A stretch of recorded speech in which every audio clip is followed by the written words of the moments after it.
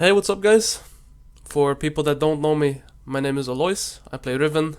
I play top lane in general, but Riven is my specialty. And this game, or what I want to do with this series, is I want to show you guys my thought process and how I approach early lane phase on Riven.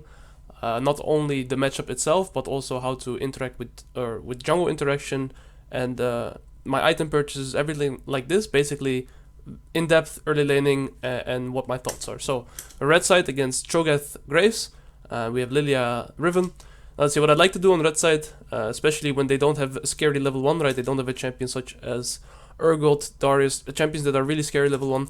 I can just walk out here, and I don't see anything here, right? If enemy Cho'gath was doing the exact same thing, he would end up right here right now. As where I'm standing here, he would be right here. I don't spot him, so I know I can take free access of this bush anyways.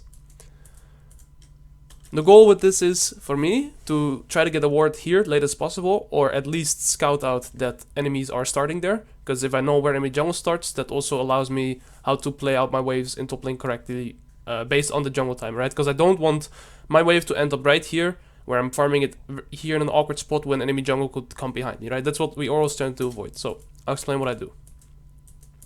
Now it's 120. 10 seconds before the buff spawns. I don't see anybody here. I'm relatively safe, right? Because I said they don't have any strong level 1 champions. I can just dash out whenever. So I just place my ward here. Spot the Cho'gath, perfect. I know my Lilia is starting bot side too, so that's all the information we have, right?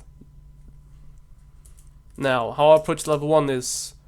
Cho'gath, Riven level 1.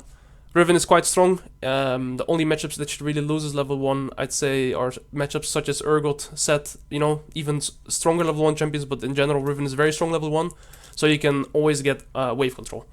Cho'gath doesn't even contest it right here, so I already get a slow push towards him, and this slow push will give me a few things. First of all, I will get my level 2 fast, because I killed the minions faster than him, so I'll get my level 2 first.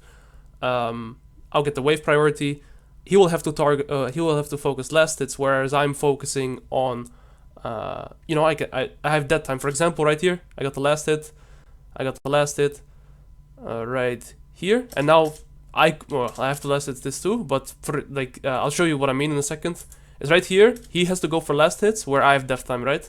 So right here, just because I pushed the wave early, he's gonna have to go for last hits, where I can look for an aggressive trade. So that's my goal with trying to get the push early, right? You want to play as aggressive as you can, especially since we're playing Flash Ignite. So those are just some small edges you gain just by getting the wave pushing towards your opponent early on. Now the one thing that does happen, because I pushed out, or because we went for this aggressive trade quite far up the wave line, because as you see right here, I was trading way ahead of this line, right? And these minions are all gonna start targeting me, so they're not hitting my minions anymore, which means that, yeah, the wave's just gonna push faster towards my opponent, because my minions are still hitting his. And in the meantime, he's not hitting my minions, right? Because he got chunked. So now it's pushing very fast. I noticed this. Now, there's a few options I have here, right? Just so you can think for yourself, what would you do here? What is the correct thing to do with this wave? Because you see it's pushing quite fast. We know that enemy Graves is pathing to top side. It's not the best early game jungler, but still, Graves plus Cho'gath could probably kill me if I'm farming here, right? If he comes behind me, it will be a scary scenario. So what I do here instead to fix this, let's see, the third wave just came out of base, so I have enough time to just push this in and make it crash. So a second wave crash, which is not very common, but the second wave crash is just better for me here for a few reasons.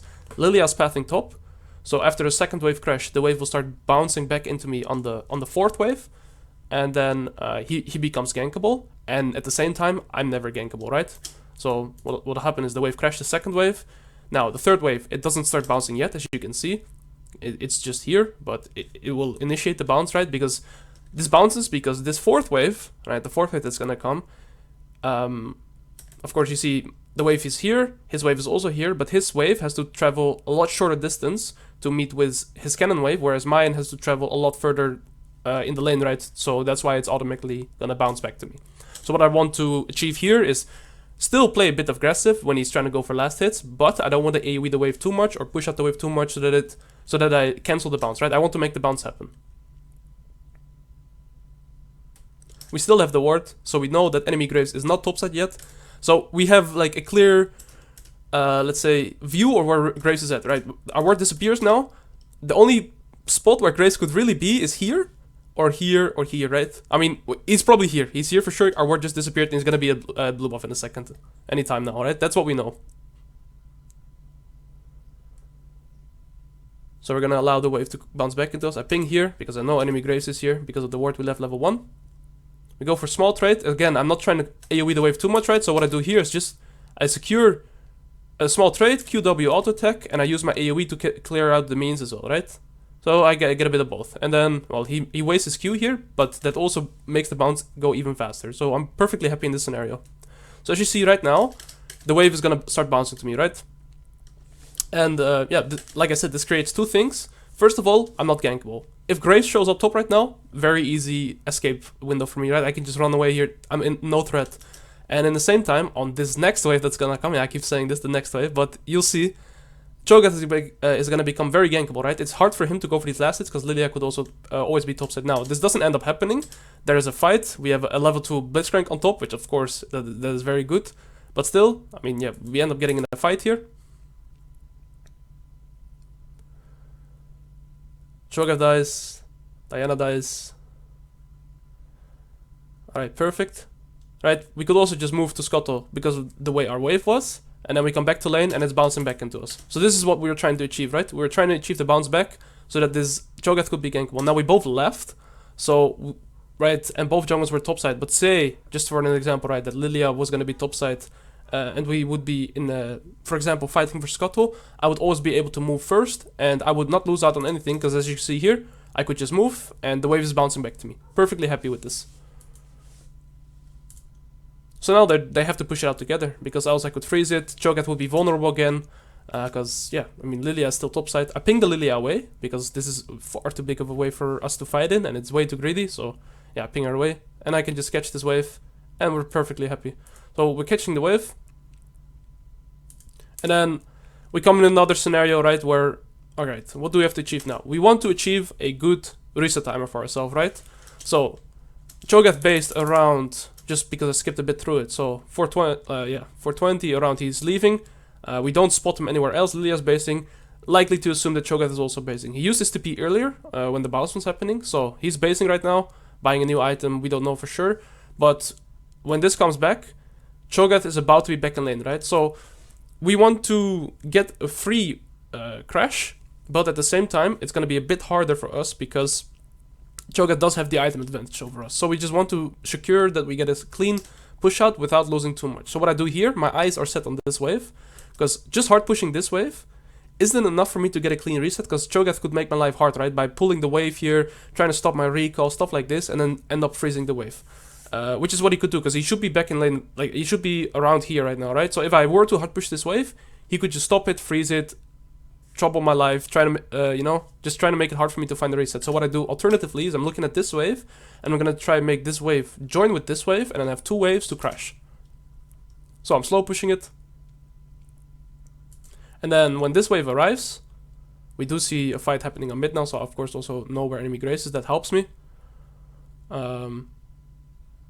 Oh, that's another thing I completely forgot to mention as well, is yeah, right now, of course, I'm also never gankable when I'm doing this, right? It's very hard to gank me in the stacked wave.